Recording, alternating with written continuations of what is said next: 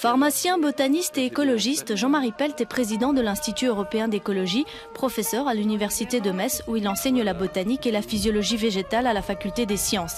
Il est l'auteur de très nombreux livres et il est connu aussi pour ses émissions de radio et de télévision sur le monde des plantes. Il a d'abord été professeur de biologie végétale et de cryptogamie à la faculté de pharmacie de Nancy et il a dirigé de nombreuses missions scientifiques à travers le monde avant de fonder l'Institut européen d'écologie qui est installé dans un ancien cloître franciscain en plein cœur de la ville de Metz. C'est là que nous l'avons rencontré. Jean-Marie Pelt, vous avez été le premier dans le monde francophone, en tout cas, à appeler à un moratoire sur la recherche et le développement des organismes génétiquement modifiés. C'était il y a 6 ans. Qu'est-ce que vous tirez comme bilan aujourd'hui de cet appel que vous aviez lancé avec d'autres scientifiques ? Écoutez, c'est un bilan mitigé en fait. On a obtenu satisfaction sur l'essentiel, c'est qu'en effet, les plantes et les aliments transgéniques ne sont pas en gros cultivés en Europe, ne sont pas non plus diffusés en Europe, en tout cas pas sans étiquetage, tout ce que nous avions demandé. Alors je dis mitigé parce que nous aurions absolument voulu que l'on fasse de la recherche sur ces fameux OGM en ce qui concerne leurs effets sur la santé et sur l'environnement. Et ça n'a pas vraiment été fait. Car lorsqu'on parle d'essais en champ, ce sont des essais à but agronomique, c'est-à-dire qu'on essaye d'avoir des variétés qui ont le meilleur rendement possible, donc la meilleure efficacité économique, mais on ne fait pas d'essais pour voir quels sont les impacts nocifs sur les plantes sauvages, par exemple. On ne fait pas d'essais non plus pour voir si ces aliments ont un impact sur la santé. Ça, ce n'est pas fait. Et nous regrettons beaucoup que ça ne se fasse pas. Dans ces plantes, il y a toujours soit un insecticide dedans, comme dans le cas du maïs, ou bien elles sont tolérantes à des pesticides, des herbicides en l'occurrence, comme, mettons, le soja ou comme le colza. Ce qui fait que l'herbicide va anéantir les mauvaises herbes, mais pas la plante, pas le soja, pas la céréale. Voilà, pas cette plante-là, qui est donc tolérante. Donc, dans les deux cas de figure, on est lié à des problèmes d'herbicides. Donc il faudrait savoir absolument si ces herbicides ont des impacts sur la santé. Et donc travailler sur des animaux de laboratoire, sur des générations, ça on ne le fait pas. Et ça c'est très embêtant qu'on ne le fasse pas. Et là nous sommes très mécontents qu'on ne le fasse pas. Nous voudrions, comme ces grandes firmes multinationales sont toutes des entreprises qui ont fait des médicaments et qui font des médicaments, qu'ils appliquent les mêmes règles aux aliments, ce qui n'est pas trop demandé au fond. Et que donc on fasse de la toxicologie sur ces aliments avant de les lancer sur le marché. Mais ça on ne le fait pas. Vous disiez aussi qu'en Europe, vous avez obtenu plus ou moins ce que vous demandiez, mais le problème, c'est qu'il n'y a pas que l'Europe, il y a le reste de la planète. Voilà. Alors, si on fait actuellement un bilan des surfaces ensemencées avec des plantes OGM, on s'aperçoit que c'est pour l'essentiel l'Amérique du Nord, avec très majoritairement les USA et le Canada, moins, et puis l'Argentine. Bon, les autres pays, c'est très peu de choses. L'Europe, c'est pratiquement insignifiant. Mais il y a une pression extraordinaire des Américains parce qu'ils sont la superpuissance mondiale, parce que les Européens pensent qu'il faut qu'ils fassent comme les Américains, faute de quoi ils vont faire faillite, parce qu'on ne peut pas se mettre en marge du progrès, enfin tous ces grands thèmes qui sont sans cesse mis en avant. Et cette pression des Américains risque de faire sauter le moratoire un jour ou l'autre. Donc nous sommes, comme on dit parfois, vigilants. Mais alors il y a un moratoire en Europe, et il y a le fait que les consommateurs sont très méfiants vis-à-vis des OGM. Alors quel est l'intérêt aujourd'hui encore des multinationales d'investir dans ce domaine ? Je crois qu'il y a eu un raisonnement très facile à comprendre de la part des multinationales. Bon, le but d'une entreprise, c'est gagner de l'argent, ce qui, moi, me choque profondément, mais c'est le capitalisme, il marche comme ça, on marche comme ça. Je dirais, on marche encore comme ça, mais bien sûr, en 2100, 2200, on ne marchera plus comme ça. Et pour le moment, ça marche comme ça. Alors, pour gagner beaucoup d'argent, il faut soit faire des médicaments qu'on consomme pendant très longtemps, type médicaments du vieillissement, donc ce sont des marchés importants, parce que la moyenne d'âge augmente. Donc il y a de plus en plus de gens qui vivent vieux, donc il faut des médicaments qu'ils prendront pendant 10 ans, très bien, ça rapporte beaucoup d'argent. Ou bien alors il faut faire des aliments, parce que tout le monde mange tous les jours, toute la vie. Donc ça rapporte encore plus. Comme pour les médicaments, il faut une autorisation de mise sur le marché qui demande 15 ans de recherche donc qui coûtent très cher. Eh bien, avec les aliments, il n'y a pas ça. Donc on peut aller très vite avec les aliments, avoir des marchés très importants, et par-dessus le marché, on a un brevet sur l'aliment. Donc on est le propriétaire du maïs transgénique. Donc c'est merveilleux. Un brevet, ça vous protège. Des consommateurs potentiels, tout le monde, c'est une chose tout à fait étonnante et extraordinaire. Donc un marché très puissant, et pas besoin d'avoir une autorisation de mise sur le marché, c'est parfait. Pour les firmes, c'est parfait. Alors maintenant, pour les consommateurs, ça sert à rien. D'autant que pour l'instant, ça coûte plus cher de produire du maïs transgénique que de produire du maïs traditionnel. Donc ça n'a même pas un intérêt financier. Non. On a beaucoup de sondages concernant les consommateurs. Ben, il suffit d'ailleurs de les écouter. En gros, en Europe, vous avez 3 personnes sur 4 qui ne veulent pas d'OGM. Donc les firmes sont en porte-à-faux avec leur clientèle potentielle. C'est-à-dire que le calcul que j'ai exposé à l'instant ne s'est pas avéré juste. Mais qu'est-ce qui s'est passé? Elles ont oublié le consommateur dans leur calcul, au fond, les multinationales? Parce que c'est vrai qu'on se dit, on a l'impression qu'elles ont déployé d'énormes efforts pour convaincre les cultivateurs d'adopter les OGM, qu'elles ont déployé énormément d'efforts pour convaincre les collectivités publiques, les décideurs, et qu'elles ont au fond oublié qu'au milieu de tout ça, il y avait quand même un consommateur et que parfois, ça lui arrivait d'exprimer son opinion. C'est comme si elles avaient été surprises par la réaction du public et qu'elles avaient été incapables de l'anticiper. C'est quand même étonnant. Ce consommateur est quelqu'un que traditionnellement les grandes entreprises manipulent par la publicité. Bon, c'est comme ça que ça marche. Et si nous avons tous des téléphones portables, c'est parce qu'il y a une pub extraordinaire sur le portable et tout le monde en a acheté un, naturellement. Donc, ces grandes multinationales ont pensé au départ, et ça c'est une erreur de calcul, que les OGM et la nourriture traditionnelle, c'est la même chose. Et que le problème ne se poserait jamais. Et que personne ne poserait jamais la question, est-ce qu'il n'y a pas des risques nouveaux avec une technologie qui est entièrement nouvelle et qui n'a jamais été pratiquée nulle part à travers toute l'histoire. Donc cette question n'a pas été posée. Et donc, le consommateur n'a jamais figuré comme un partenaire potentiel qui avait peut-être quelque chose à dire. Et ce qui s'est trouvé, c'est qu'un certain nombre de scientifiques ont posé des questions. Et j'espère que les questions que nous avons posées à travers cette demande de moratoire, déjà en mai 96, il y a longtemps, nous étions en effet les premiers, et ces questions étaient des questions très importantes, que les consommateurs ont repris. Parce que c'est évident qu'il faut savoir quels sont les impacts sur l'environnement, quels sont les impacts sur la santé. Je vais prendre un exemple très frappant. Aujourd'hui, il y a beaucoup de débats sur les pesticides. On retire des pesticides du marché. On a retiré, ces mois derniers, 12 grands pesticides du marché mondial. Parce qu'il y a plein de problèmes. Il y a des problèmes de cancérogénèse, il y a des problèmes de féminisation de la nature, il y a des problèmes de diminution de l'immunité, donc des problèmes de santé graves. Bon, quand on les a lancés il y a 30 ans, personne n'a posé la moindre question. Mais parce qu'en écologie, les factures, ça vient après. Bien après. Bien après. Et quand arrivent les factures, là on se dit, zut, on n'aurait pas dû faire comme ça, il faut faire autrement, il faut changer. Alors nous disons, il faut voir les problèmes avant. Et moi je ne doute pas un instant que si on partait bien en tête sur les OGM, comme les grandes multinationales aimeraient le faire, nous aurions dans la nature d'ici 20 ans une pagaille effroyable. Nous aurions des plantes résistantes aux pesticides partout. Nous aurions des plantes qui contamineraient l'environnement, qu'on ne pourrait pas éliminer, qui seraient hyper compétitives, envahissantes.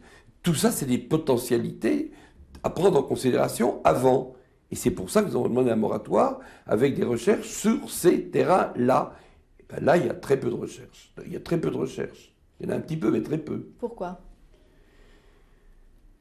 Parce que c'est gênant de faire de la recherche qui pourrait montrer qu'il y a des problèmes. C'est toute la question. Est-ce que ce n'est pas aussi que les pouvoirs publics n'ont ni l'envie ni les moyens aujourd'hui de mener ces recherches-là ? Parce qu'on ne fait plus que des recherches qui vont avoir un impact financier intéressant pour ceux qui les mènent. Oui, c'est tout à fait ça. Ça ne rapporte rien de faire de la recherche là-dessus. C'est tout à fait ça. Et ici, les pouvoirs publics ont leur mea culpa à faire parce que la recherche publique devrait être une recherche dégagée de l'emprise des contrats des multinationales et devrait être donc une instance objective et indépendante. Et il nous faudrait de la recherche indépendante, avec l'argent que les gens versent quand ils paient leurs impôts et qui va à la recherche. Or, ce n'est pas ce qui se passe. Les chercheurs dans ce domaine-là sont pratiquement tous sous contrat des multinationales. Alors, ils sont quand même liés. Et on ne peut pas faire quelque chose qui va contre sa sensibilité. Donc la sensibilité des chercheurs va dans le sens d'où viennent les moyens, ce qui est tout à fait normal. Ce n'est pas à eux qu'il faut le reprocher. Je ferai plutôt le reproche aux organismes publics qui ne font pas de recherche dans les domaines où les gens souhaiteraient qu'il y ait de la recherche, par exemple sur l'agriculture biologique, où il y a une très forte demande de l'opinion publique et des consommateurs, et où on ne fait pas de recherche publique, ou très peu, alors qu'il n'y a pas de demande pour les OGM, et on fait de la recherche sur les OGM, qui est une recherche qui va dans le sens du poil. Et on ne fait pas de recherche qui soit objective, indépendante, et qui, par exemple, mette en question la manière dont les plantes sauvages sont contaminées par les OGM. Il y a très peu de recherche dans ce domaine-là. Il y en a tout petit peu, très peu. Sur la santé, il n'y en a pas. Pas du tout. Et si on les menait, ces recherches, à votre avis, qu'est-ce qu'on découvrirait? Beaucoup de questions, à mon avis, qui ne sont pas résolues. Y compris comme on utilise parfois des virus pour introduire les gènes dans l'ADN d'une plante. Peut-être qu'on est capable de fabriquer de nouveaux virus qui ne sont pas forcément des virus pathogènes pour l'homme. Mais il y a plein de questions. Je veux dire, c'est un domaine qui pose des quantités de questions qui, pour l'instant, ne sont pas résolues. Et nous avons une position qui est tout à fait claire. Tant que toutes ces questions essentielles ne sont pas résolues, on ne va pas dans la direction des OGM. Bon, en thérapie génique, c'est pas pareil, parce que là, il y a des malades. Bon, quand vous avez des malades qui ont des maladies héréditaires graves, bien sûr qu'il faut les soigner. Et bien sûr qu'il faut faire de la recherche pour les soigner. Et je suis le premier à dire qu'il faut le faire. Encore que ça ne marche pas très fort. Oui, mais là encore, on a énormément investi dans la thérapie génique. Oui. Et on est en train de s'apercevoir aujourd'hui qu'au fond, les plus gros espoirs, ils sont plutôt du côté des thérapies par cellules souches embryonnaires. Tout à fait. Là aussi, on s'est trompé de voie. Tout à fait, tout à fait. Mais c'est exactement ce qu'on est en train de découvrir maintenant. Et donc, on peut réorienter les directions de recherche et les pistes de recherche. Est-ce qu'on peut le faire vraiment? Est-ce qu'on n'est pas comme on l'a été dans le nucléaire, au fond, engagé dans un processus, dans un piège abscon, et on a déjà tellement investi qu'on se dit il faut aller jusqu'au bout? Et oui, mais je ne crois pas à ces déterminismes absolus qui feraient que nous serions totalement dépendants de ce qui se fait déjà et de la manière dont tourne l'économie pour justement ne plus rien faire d'autre. Vous évoquez le nucléaire. Bien sûr qu'il faut faire des recherches dans le domaine du solaire et dans le domaine du vent et des marées, de la géothermie et des bioénergies. Et il faut faire des recherches musclées. C'est-à-dire il faut mettre des moyens importants. Il ne faut pas dire on va faire quelque chose. Mais ça, c'est pas comme ça qu'il faut faire. C'est dire on fait. Oui, et on y va. Ça implique de faire des choix à qui on donne le pouvoir de faire ces choix. Eh bien, les élus doivent faire des choix. Voilà. Un homme d'État, ça fait des choix. Moi, je suis ici dans l'Institut européen d'écologie. Il s'appelle Européen en hommage à Robert Schuman, qui est de cette ville, puisqu'il est de Metz. Il a vécu 40 ans ici à Metz. Ça a été un peu mon parrain, pour ne pas dire mon grand-père. Je l'ai connu de très près. Tout seul, en 1947, il a fait le choix de l'Europe. C'était le but de sa vie. Ça s'est fait, vous comprenez ? Mais si vous pensez qu'un homme politique, un élu, doit flotter comme un rat crevé sur l'eau en se laissant entraîner par les courants, il ne se fait évidemment rien du tout. Donc il est extrêmement important que la décision, qui appartient in fine aux politiques, oriente les recherches dans le bon sens. Et c'est ce que nous disons. Nous le disons aux politiques qui sont nos interlocuteurs et que nous respectons beaucoup, mais nous leur suggérons de développer des recherches sur les OGM en ce qui concerne leurs effets sur la santé. Et puis on le dit partout. Partout, on le dit à l'Europe, on le dit à Strasbourg, on le dit à Bruxelles. Mais ça, ce sont les mots, ce sont les choses qu'on dit dans l'absolu comme ça. Mais dans la réalité, dans la vraie vie, par exemple, quand on a commencé à faire des choix au niveau du nucléaire, est-ce qu'à votre avis, il y a un moment où on aurait pu se rendre compte qu'on risquait d'arriver dans un cul-de-sac, qu'on allait investir énormément d'argent dans un domaine qui allait peut-être pas du tout porter les fruits qu'on espérait? Et est-ce qu'on aurait pu faire machine arrière? À quel moment et de quelle manière? Alors, c'est quoi les clés? C'est quoi la recette? C'est ce qu'on pourrait appeler à la fois les effets de mode et la pensée unique et le politiquement correct. Alors, votre question est très suggestive parce qu'on a un petit peu l'impression, en effet, qu'à un moment donné, tout le monde dit à peu près la même chose. C'était très frappant sur le nucléaire. C'était tout électrique, tout nucléaire, et l'énergie, ça ne serait plus, jusqu'à la fin des temps, que du nucléaire. C'était ça le discours. Le discours, d'ailleurs, impliqué qu'on ferait des surrégénérateurs qui réutiliseraient les déchets pour faire encore plus d'électricité et que par conséquent les problèmes d'énergie étaient résolus pour l'éternité. Bon, ça n'a pas marché comme ça. Ça a complètement raté. Ça ne s'est pas passé comme ça. Alors ce qu'il faut, c'est au niveau des choix, ne pas mettre tous ses œufs dans le même panier. Et la sagesse, c'est au fond la sagesse des vieux paysans qui n'en se pensaient pas à une seule espèce de plante, mais qui faisaient de la polyculture.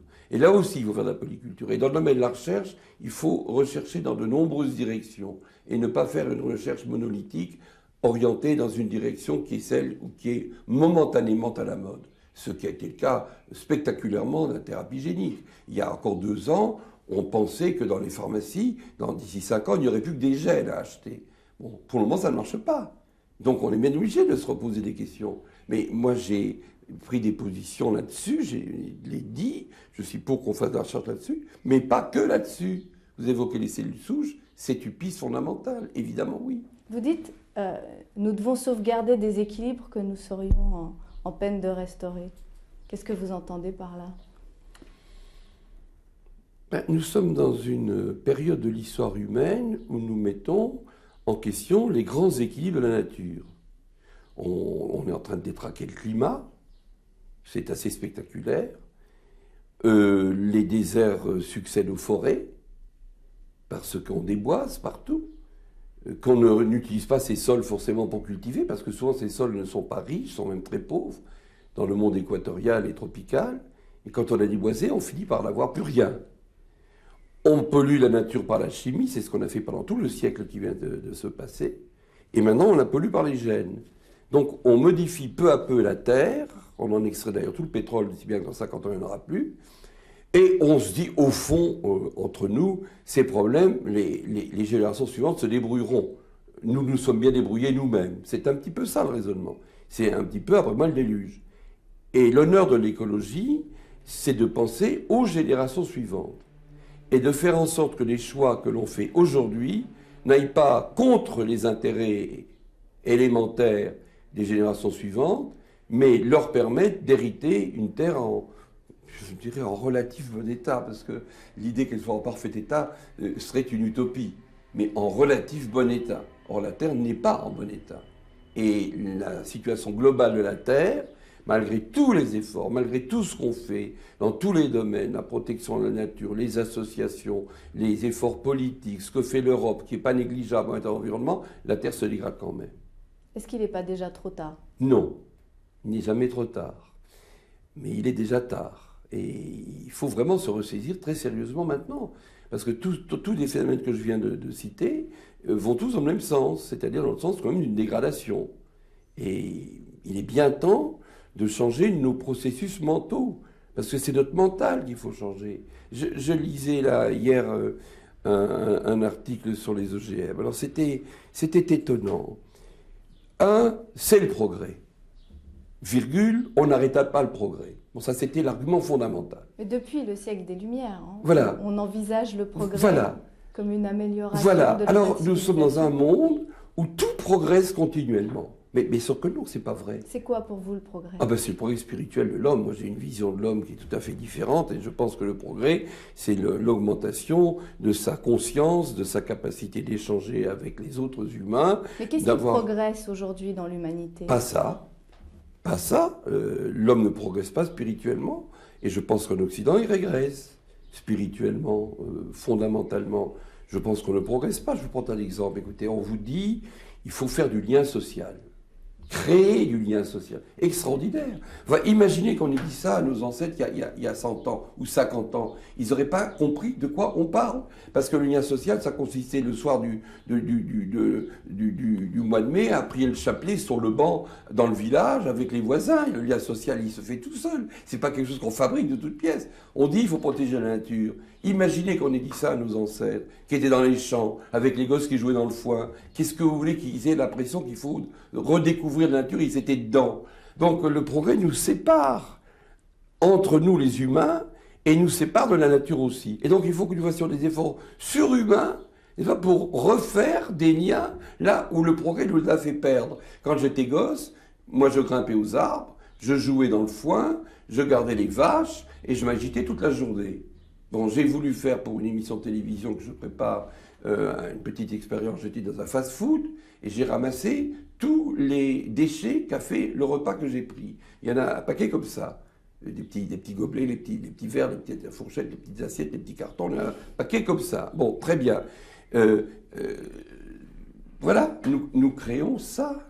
C'est-à-dire que nous créons vraiment un monde où le déchet, et on s'en fiche, où on consomme la nature abondamment, et on est obligé de reconstituer ce qui autrefois était automatique. Alors c'est un progrès qui par un autre aspect est une régression. C'est une progression et en même temps sur un autre terrain une régression. Alors moi l'idée du progrès que j'ai, c'est tout à fait autre chose, c'est la qualité humaine, bien entendu, le progrès. Mais comment alors on pourrait aujourd'hui redéfinir au fond l'aventure humaine ? Moi je pense que nous avons fait implicitement un choix en Occident, je vais donner ma pensée très franchement, c'est l'influence décisive des États-Unis, où on a marié Dieu et le dollar. Et sur le dollar américain, c'est marqué dessus. Nous, Gottfried Trousse, nous avons confiance en Dieu, n'est-ce pas ? C'est marqué sur le dollar. Et donc, si vous gagnez beaucoup de dollars, vous êtes bien vu de Dieu. Bon, c'est comme ça que ça marche. Les États-Unis marchent comme ça, et nous aussi, nous avons comme l'argent qui domine tout. Quand on ferme une usine à Metz et qu'on la transporte à Taipei, c'est pour l'argent. Tant pis pour les pauvres gens qui sont au chômage, bon, tant pis pour eux. Mais nous sommes dans une société qui est cruelle, parce qu'elle manque de respect de l'homme. Nous sommes dans une société où l'homme est au service de l'économie, et où l'économie n'est pas au service de l'homme. Donc nous sommes dans un monde qui s'est petit à petit inversé, et qui a perdu ses repères et ses références fondamentales. Alors je pense qu'il faut repenser ça, et que nous devons sortir de cet énorme matérialisme dans lequel nous vivons, où il n'y a que les biens matériels qui comptent, et il n'y a que ce qui produit de l'argent qui compte, et puis tout le reste est sans valeur. Or, il y a d'innombrables autres valeurs, y compris celle d'être maintenant ensemble, amicalement, avec des gens qui nous regardent et qui pensent, ils doivent se dire, tiens, il a pas tort, en effet, ça doit être vrai. Parce que c'est sans doute vrai. Mais est-ce que nous sommes libres de notre destin ? Est-ce que vous pensez que ces valeurs-là peuvent, comme ça, rapidement, en tout cas sous nos yeux à nous, être modifiées ? Oui, à condition qu'on mette le doigt au bon endroit et qu'on dise les choses comme elles sont. Parce que j'évoquais tout à l'heure la fameuse pensée unique, c'est que tout le monde dit toujours la même chose, que le marché, c'est la règle fondamentale pour toute l'éternité du fonctionnement de l'humanité. Mais moi, je ne crois pas à ça. Je crois que l'histoire, c'est une succession de petits instants. Mais qu'est-ce qui nous rassemble aujourd'hui, nous, les humains, l'humanité ? Qu'est-ce qui nous rassemble d'autre que ces valeurs que vous évoquez, qui sont celles de l'argent ou de la pensée ? Ce qui nous rassemble, ce sont nos valeurs humaines profondes. Et pour moi, les valeurs humaines profondes, c'est un triple lien. C'est un lien à Dieu parce que je suis croyant, c'est un lien aux êtres humains parce que je les aime conformément à ce que j'apprends de la vie et de l'Évangile, mais que j'apprends de la vie. On a plaisir à aimer les autres. On n'a pas seulement plaisir à se faire plaisir.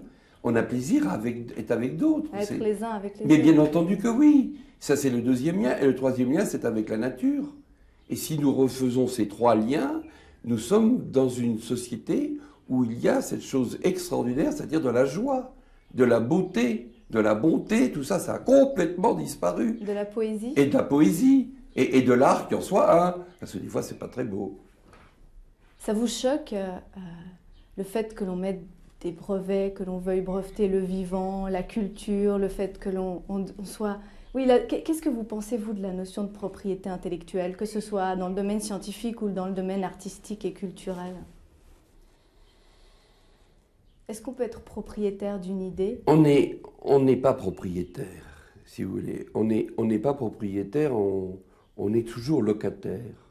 Sur la Terre, on est des locataires à durée déterminée. Sauf qu'on ne connaît pas le point final. Mais on est des locataires avec un contrat à durée déterminée. Donc je pense qu'il faut qu'on utilise dans nos relations avec l'environnement, avec les gens, qu'on se souvienne qu'on est des pèlerins et qu'on n'a pas à installer des demeures éternelles sur cette terre, et que donc on n'a pas à s'approprier absolument tout.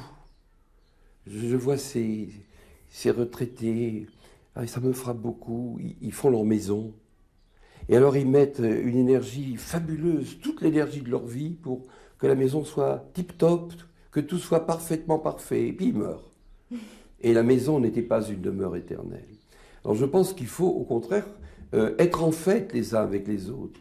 Et là je me retrouve un peu avec les jeunes quand ils disent on fait la fête. Alors c'est des fêtes étranges qu'ils font parfois. Bon, très bien, ça c'est autre chose. Mais je crois qu'il y a une sorte de fête à vivre ensemble. Et il y a une sorte de joie à avoir accédé en tant qu'humain à la conscience. Une joie qu'on peut partager avec les animaux qui sont nos amis. Je suis très sensible à la condition animale. Une joie qui vient de la beauté du monde, de la beauté de la nature, de la beauté des fleurs. La nature est très belle à cette saison, c'est magnifique. Mais est-ce qu'on sait se réjouir de tout ça? J'en suis pas sûr. Est-ce qu'il faut vraiment vivre dans le désir perpétuel de ce qu'on n'aura que pour un temps ou qu'on n'aura jamais? Il y a des pubs à la télé où on voit des gens dans des belles maisons. Alors je pense à tous les gens qui sont en HLM. Et on leur montre tous les soirs une belle maison. Oh, ça me choque beaucoup, beaucoup. Il y a une autre pub qui est encore pire, elle s'appelle « Gagner le monde ». Mais moi je me rappelle que dans l'Évangile, il y a dit, et il est écrit, à quoi sert de gagner le monde si tu viens à perdre ton âme? Ce monde matériel est un monde féroce. Et je ne crois pas que le bonheur de l'humanité peut se faire dans le matérialisme. Et sans parler alors des pays pauvres où c'est catastrophique.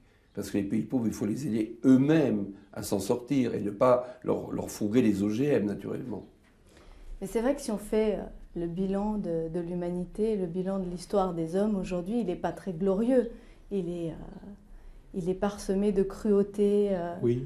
de choses épouvantables. Et qu'est-ce que vous répondez aux gens qui disent finalement, est-ce qu'on a quelque chose à perdre à imaginer une post-humanité, à imaginer qu'on va bricoler les gènes des individus que nous sommes pour les coupler avec des ordinateurs et des machines, pour en faire des sortes de surhommes ou une autre humanité différente qui finalement est peut-être plus porteuse d'espoir que celle qu'on a aujourd'hui, vu le triste bilan qu'on est obligé de faire aujourd'hui?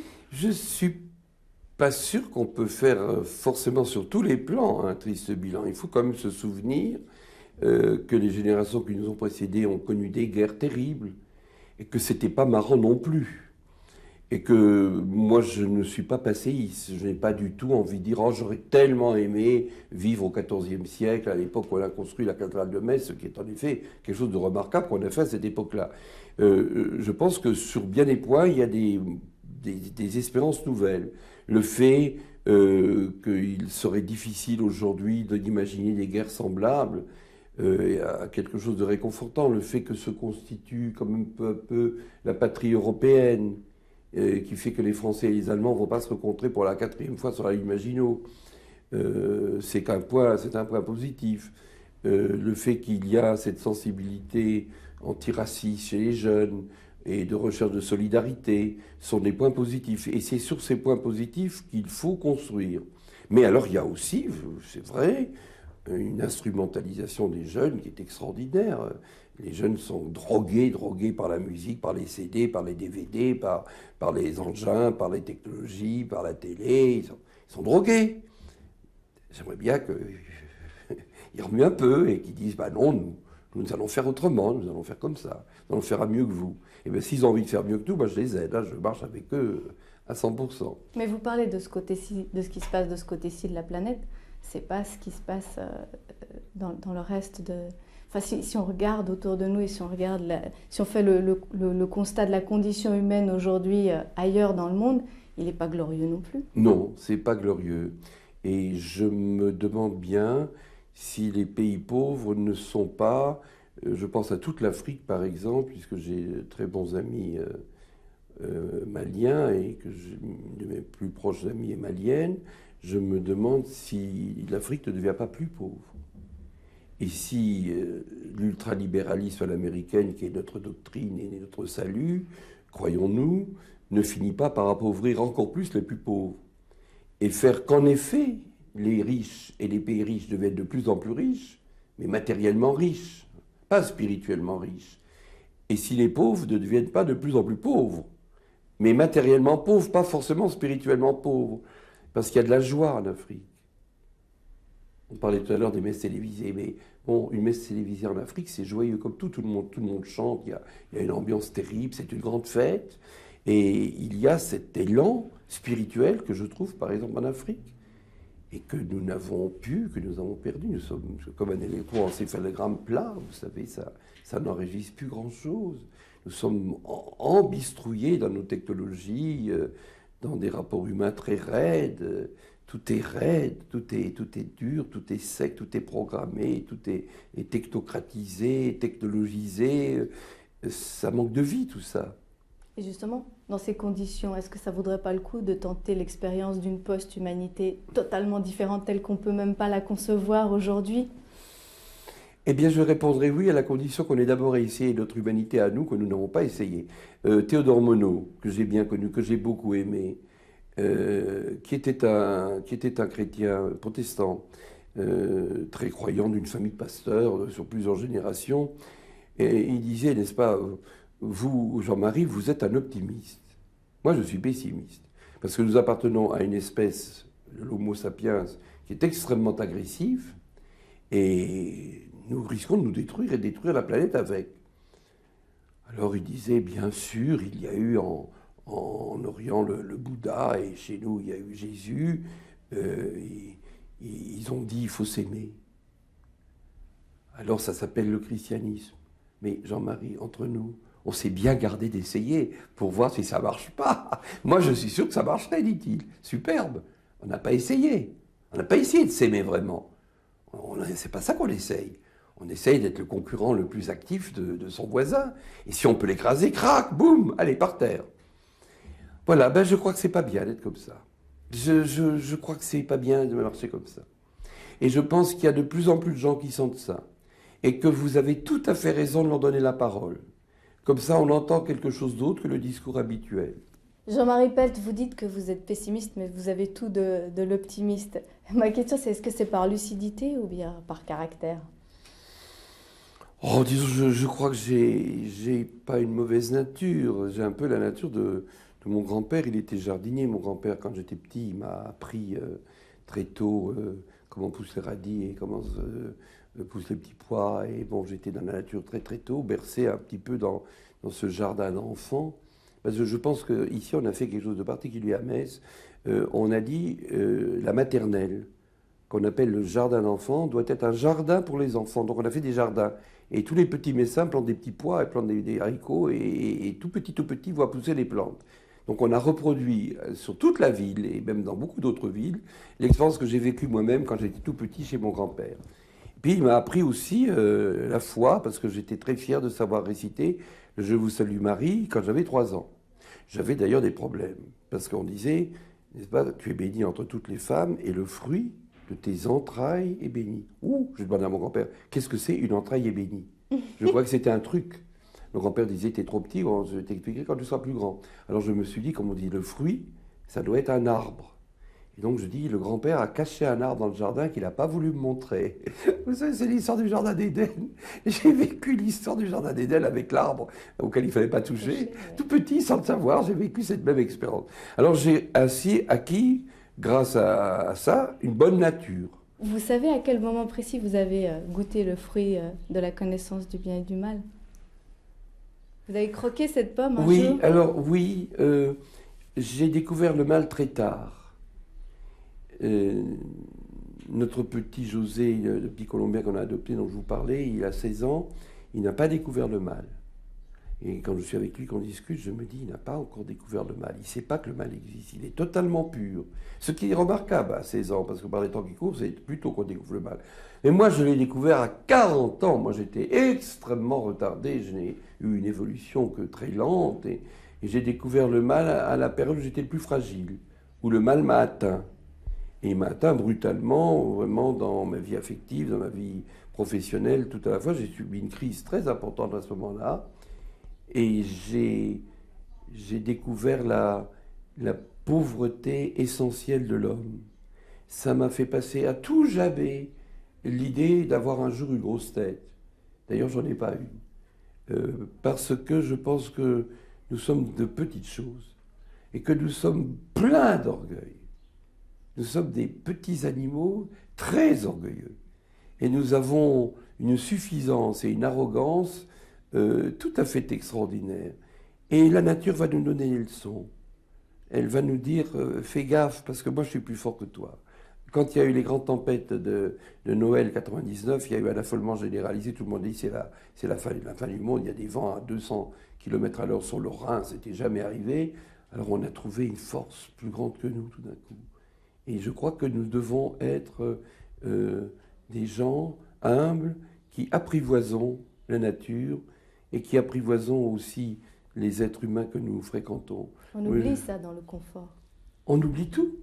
Parce qu'il y a moi-je. Moi-je. C'est le moi-je. Ben moi, je dis c'est le nous, nous. Nous, nous. Et notre rapport aux autres et à la nature et au divin, c'est la même chose. C'est toujours des relations que nous avons maintenant conçues comme des relations de domination. Dieu qui était dominant n'est plus là, donc out. Les autres, moi je, donc je suis au-dessus. Et la nature, ben, pour moi j'exploite, après on verra bien, les enfants n'auront qu'à se débrouiller. C'est comme ça qu'on raisonne. Alors qu'il faut retrouver un nous et revivre dans le nous, et dans ce nous, vivre dans ce que j'ose à peine appeler l'amour, parce que c'est un terme presque scandaleux à la télévision. Vous n'avez le droit à la télévision de dire l'amour que dans deux cas précis. Un, au téléphone portable, je t'aime, et l'autre répond moi aussi je t'aime. Ça, vous avez le droit, c'est toléré, c'est accepté. Deux, vous avez le droit de dire je fais l'amour ou faire l'amour, c'est accepté. Dire l'amour pour les relations humaines en général est absolument scandaleux à la télévision. Et ben moi je pense qu'il faut qu'on réapprenne à s'aimer et pas à se klaxonner comme des brutes sur la route quand vous avez quelqu'un qui vous fait des coups de klaxon pour vous rappeler à l'ordre pour une faute que parfois c'est lui qui a commise. Quels sont les actes d'amour qui vous ont marqué dans votre vie ? Ce qui me frappe aujourd'hui, c'est que je suis un homme très gâté par les affections. Très gâté par les affections. Alors sur ce plan, je suis très différent de Robert Schuman, qui a été pour moi mon deuxième grand-père, et qui m'a appris, quand j'étais jeune, ce qu'était un homme d'État. Qui était Robert Schuman ? Parlez-nous de lui. Oui, c'était un homme d'État. C'est un homme qui avait la conviction qu'il fallait faire la paix entre la France et l'Allemagne, qu'il fallait faire une Europe unie, qu'il fallait dépasser les frontières, qu'il fallait faire une humanité différente, et qu'il l'a fait avec une conviction et une humilité parfaite. C'est-à-dire que c'était un homme d'État qui n'avait pas de moi-je. Jamais il n'a songé à sa carrière, ça ne l'a jamais effleuré. Pas effleuré, il n'a pas fait des plans de carrière en se disant il faut que je sois ministre des Affaires étrangères, jamais. Il a fait son travail. Et il a ainsi construit l'Europe. Et j'étais très proche de lui, parce qu'il était vieux, quand je l'ai connu, il était déjà assez âgé. C'est un homme qui vivait seul et qui était comme un moine. Et bon, je crois qu'il a trouvé en moi une sorte de petit-fils, parce que j'allais quand même tous les samedis manger chez lui à midi. On faisait une promenade au jardin, là, il me racontait comment il avait fait l'Europe. Et surtout, il écoutait ce que je racontais moi, parce que j'étais la jeune génération, et donc très attentif à la jeune génération. Et j'ai eu là le modèle d'un homme à la fois très humble, très doux, pas mou, doux, pas la même chose du tout, et d'un homme résolu, d'un homme à conviction. Et on l'a proclamé le père de l'Europe.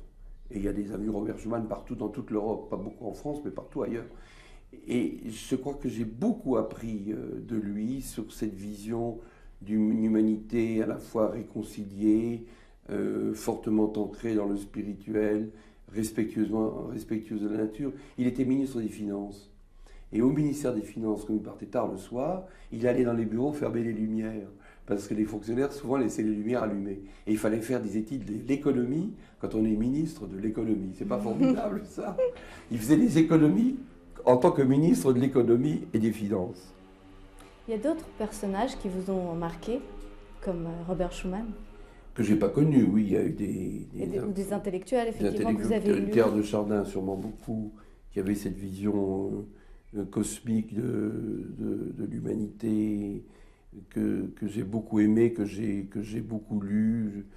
J'étais à des réunions concernant la pensée de Teilhard de Chardin. Il m'a sûrement bien influencé quand j'étais plus jeune. J'ai beaucoup appris de la vie aussi avec un philosophe allemand qui s'appelle Graf Durkheim, qui est très peu connu en France, mais qui est un homme exceptionnel, qui a vraiment produit des œuvres de toute première qualité. Enfin, nous avons tous été évidemment influencés. Bon, après ça, il se fait des synthèses petit à petit, et on reste quand même soi-même, même lorsqu'on est redevable de beaucoup à d'autres qui vous ont marqué tout au long de votre cheminement. Mais à quoi vous devez la proximité, votre proximité avec la science? Oui, on n'en a pas parlé, je suis un scientifique. J'ai vraiment un grand amour de mon métier de scientifique. Mais vous êtes ambivalent aussi.